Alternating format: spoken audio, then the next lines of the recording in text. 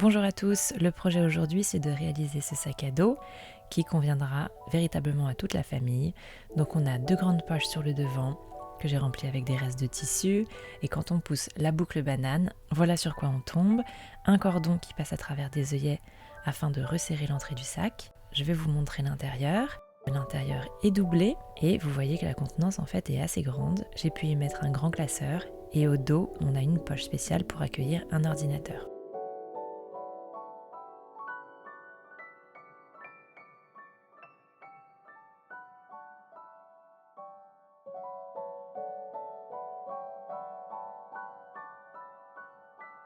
Voici le plan de découpe pour le tissu externe, puis pour la doublure, et enfin voici la liste des fournitures nécessaires. Je vous laisse cliquer sur pause pour regarder ça au calme. Alors je vais vous montrer les pièces du patron. Donc on commence en haut à gauche par le grand rectangle qui constitue l'avant du sac. Il a été coupé dans le tissu externe et dans la doublure, et plus tard je vais dessiner l'emplacement des poches avant sur cette partie ici. Sur la droite, nous avons le dos du sac, coupé dans le tissu externe 2 fois parce qu'il y aura le dos du sac et la poche interne qui accueille l'ordinateur, et également coupé dans la doublure. Juste au-dessus, on a une partie qui arrivera au dos également, sur laquelle on va fixer des œillets. Ici, on a des petits triangles qui vont servir à porter les sangles de sac à dos. Là, on a les 2 poches, donc tout est coupé 2 fois ici, avec les fermetures à glissière de 25 cm de long. Ici, le rabat du sac avec une boucle banane et de la sangle de 4 cm d'épaisseur. Le dessous du sac coupé dans le tissu externe et la doublure. Et ici, je ne vous ai pas montré, on a de la sangle de 2 cm et demi de large, 2 boucles de réglage et du biais. On attaque la couture avec la réalisation des poches avant, donc j'en ai déjà réalisé une et maintenant je vais prendre toutes les parties nécessaires à la réalisation de la seconde. Donc vous pouvez voir que j'ai surjeté les bords ici qui vont être cousus à la fermeture à glissière. Là j'ai des petits bouts que j'ai récupérés dans la poubelle. J'ai surjeté les bords de ce petit bout que je vais plier en 2 et couper. Et maintenant je les plie, je les place à l'extrémité de ma fermeture à glissière de part et d'autre et je vais venir les coudre.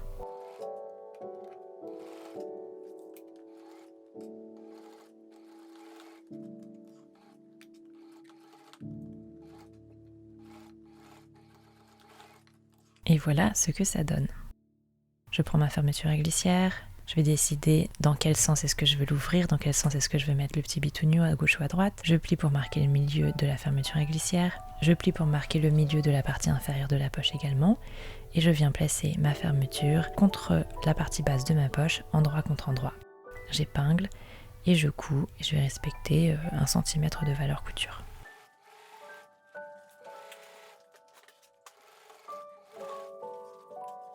Voilà ce que ça donne. Je vais faire la même chose avec la partie haute de la poche. Donc j'épingle et je couds.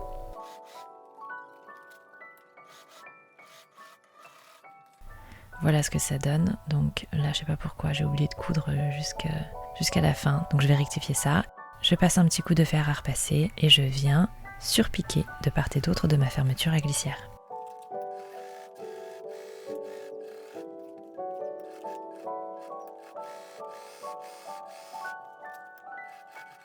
Voilà, je vais couper un petit peu ce qui dépasse et maintenant je vais m'occuper des coins de la poche. Donc je viens plier endroit contre endroit et je couds ici mes 4 coins.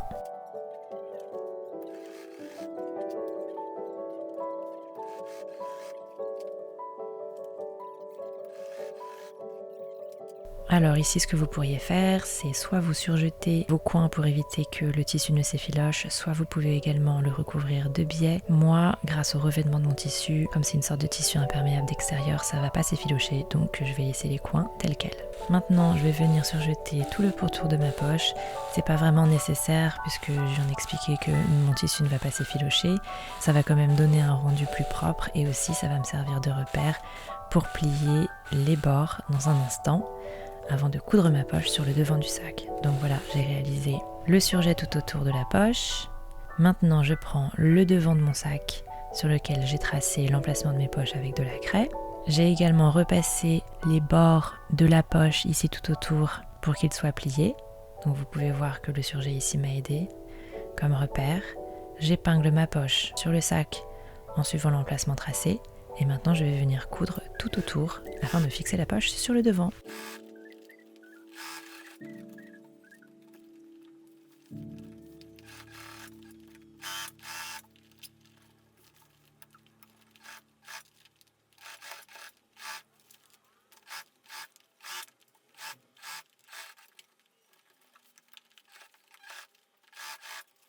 Et voilà ce que ça donne. Je vais faire l'autre poche et voilà ce qu'on a.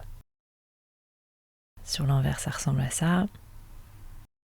Donc maintenant, on va s'occuper de coudre la sangle à l'avant du sac. Donc on a une sangle de 4 cm d'épaisseur ainsi qu'une boucle banane de la même taille. Donc vous pouvez prendre des dimensions différentes, mais faites attention à ce que votre sangle corresponde à la taille de votre boucle. Toutes les parties sont bien mesurées et disponibles dans le patron. Moi, vous allez me voir un petit peu tâtonner parfois parce qu'en fait, quand je filme, j'ai pas forcément réalisé le tuto auparavant et je suis un petit peu en mode improvisation. Mais bon, comme je disais, les pièces du patron, elles sont toutes bien calibrées, donc vous pouvez y aller avec plus de sérénité que moi. Je vais m'occuper du rabat en premier, donc je vais prendre les 2 parties qui sont dans le tissu externe, je vais plier et je vais couper pour créer des crans au milieu. Je vais venir prendre mon bout de sangle qui mesure 6 cm et demi de long, et là je vais vous proposer de faire quelque chose d'un peu différent par rapport à ce que moi j'ai fait parce que je trouve que c'est pas optimal. Donc vous prenez la sangle, vous prenez également votre partie femelle de la boucle banane, vous faites passer la sangle à travers la boucle et vous allez venir épingler ces 2 pièces-là sur la première pièce de rabat au centre, donc comme moi ici, au milieu de l'arrondi. Vous prenez la 2e pièce du rabat, je la pose sur les autres parties endroit contre endroit, je viens épingler partout sur le pourtour et ensuite je viens coudre en respectant 1 cm de valeur couture. Et n'oubliez pas d'insister en faisant des points d'arrêt, des allers-retours, là où la sangle est prise en sandwich entre les 2 parties du rabat. Comme ça va sécuriser un petit peu plus.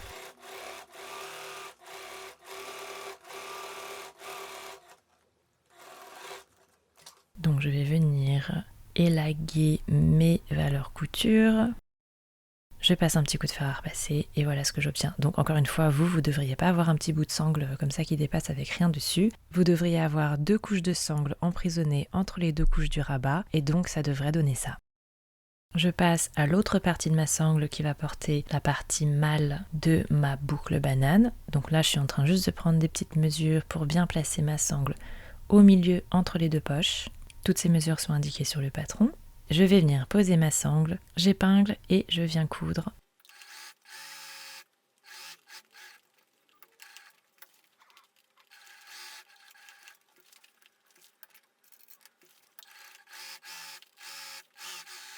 Ensuite, je viens faire passer la sangle à travers la partie mâle de ma boucle banane.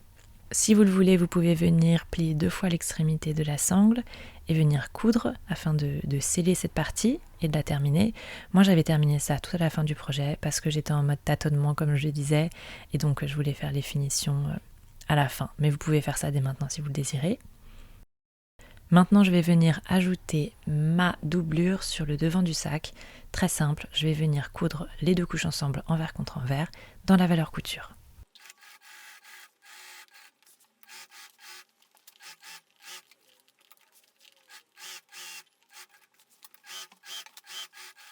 Donc voilà ce que ça doit donner.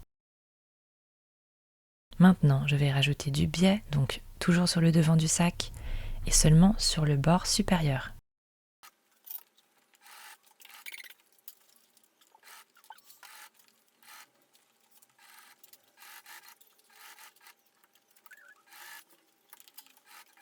Je vais venir plier le rebord supérieur de mon sac sur 3 cm et demi, mais s'il vous plaît, vérifiez sur le patron qu'il s'agit là des bonnes mesures. Je couds.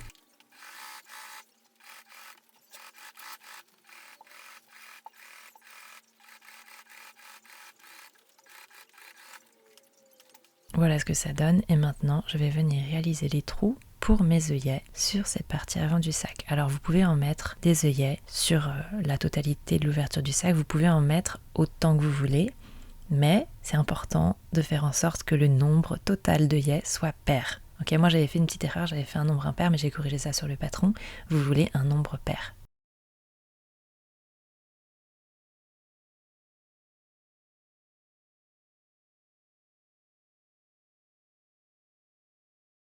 Alors on va s'occuper maintenant du dos. Donc au niveau du dos, on a déjà réalisé le rabat du sac. Cette partie-là, elle va porter les œillets. Et maintenant, je vais me concentrer sur les petits triangles qui arrivent sur les côtés du sac et qui portent une partie des sangles épaules. Si votre sangle est en synthétique, alors vous allez venir brûler les extrémités pour bien les sceller. Je vais prendre mes triangles, donc celui-ci a les coins un petit peu entaillés parce que j'avais réalisé quelque chose et puis c'est pas bon, donc on va ignorer que les coins soient entaillés s'il vous plaît. Je viens plier mes triangles endroit contre endroit. Je passe une petite épingle. Ensuite, je prends mon bout de sangle et je le fais passer au travers de ma boucle coulissante ou ma boucle de réglage. Et là, attention, en fait, je l'ai fait passer dans le mauvais sens puisque normalement, le côté arrondi va dans la direction de la sangle. Il ne va pas dans la direction du vide. Une fois que ma sangle a été passée au travers de ma boucle de réglage, je viens la prendre en sandwich dans les triangles. Je couds.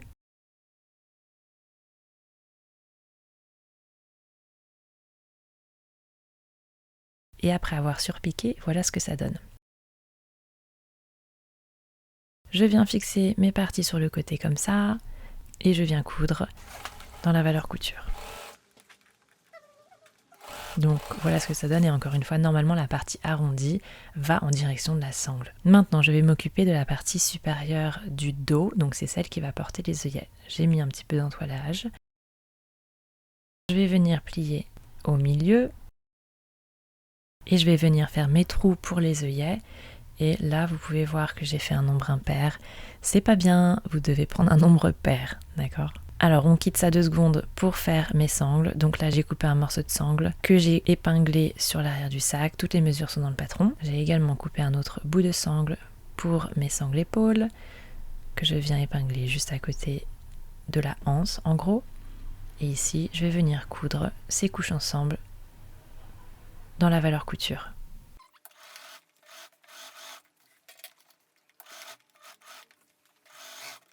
Voilà ce que ça donne. Je vais les immobiliser un petit peu avec des épingles pour pas que ça bouge trop. Je viens placer mon rabat au centre du bord supérieur du dos. Je couds dans la valeur couture. On va maintenant ajouter la partie avec les œillets, endroit contre endroit. Je fais correspondre les milieux, j'épingle et je couds, en respectant cette fois 1 cm de valeur couture. Voilà ce que vous obtenez. Et maintenant, faites pas comme moi, je vous conseille de venir surpiquer ici, au dos. Alors, on va s'occuper de la poche interne.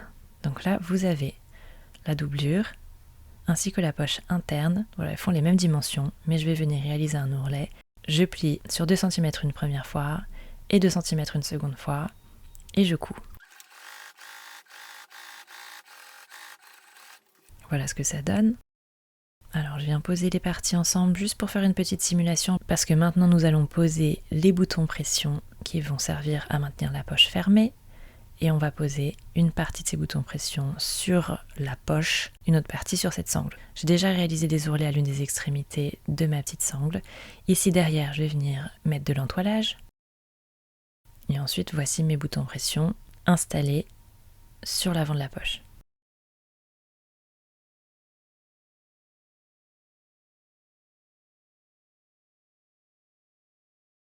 Le moment est venu d'ajouter ma doublure au dos. Je marque les milieux partout.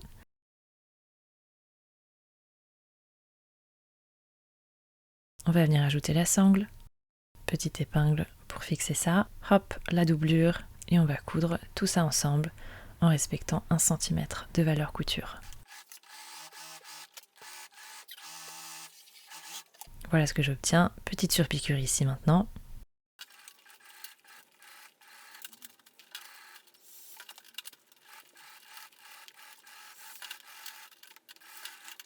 Voilà. Je mets bien les couches endroit contre endroit. On va immobiliser les différentes couches ensemble, ce qui va me permettre de rajouter ma poche. Et je couds tout ça dans la valeur couture. Voilà ce que j'obtiens. Alors moi, comme j'avais pas réalisé ma surpiqûre ici au dos auparavant, c'est maintenant que je vais la faire. Et voilà ce que ça donne.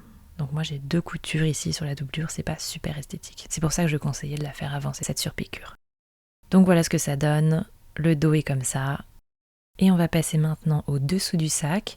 Je pose mon tissu externe sur ma doublure envers contre envers et je viens coudre les 2 couches ensemble dans la valeur couture.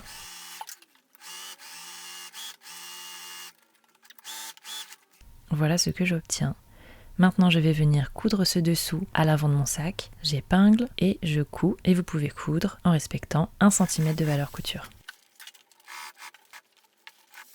Une fois que c'est fait, je vais pouvoir venir ajouter mon billet. Donc moi, j'ai surjeté aussi ma valeur couture pour que ce soit juste plus facile de poser mon biais, parce que sinon c'est assez volumineux. Donc vous pouvez le faire si vous le désirez, mais c'est pas du tout obligatoire. Et je viens coudre mon biais.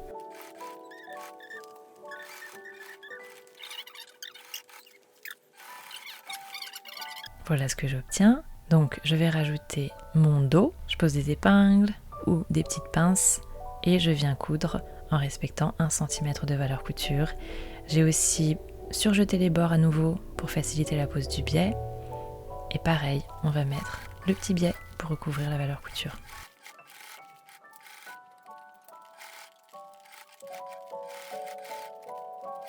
Je vous montre vite fait comment j'ai géré ici la fin de mon biais. Donc je l'ai fait de manière en fait pas super propre. J'ai juste plié comme ça afin de cacher l'extrémité. Et puis j'ai cousu à la main. Bon, c'est pas génial pour être honnête. Vous voyez ?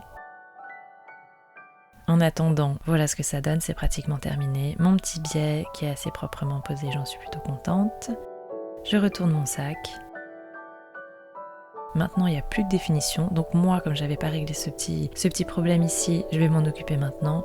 Je plie plusieurs fois de cette manière et je vais venir coudre à la main pour que ce soit invisible. Et ça va me donner ça au final. Donc vous voyez, on voit pas grand chose. Et également, je viens finir l'extrémité de mes sangles épaules. Je fais un petit tourlet et je couds.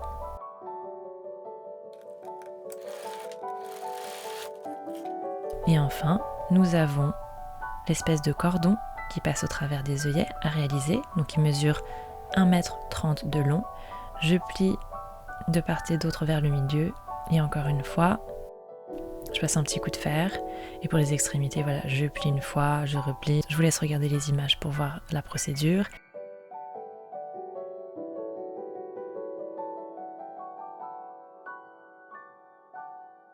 Et je viens coudre toutes ces couches ensemble. Une fois que ce cordon est réalisé, je le fais passer à travers mes œillets. Et voilà, votre sac est terminé. J'espère que ce projet vous a plu et je vous dis à bientôt. Ciao!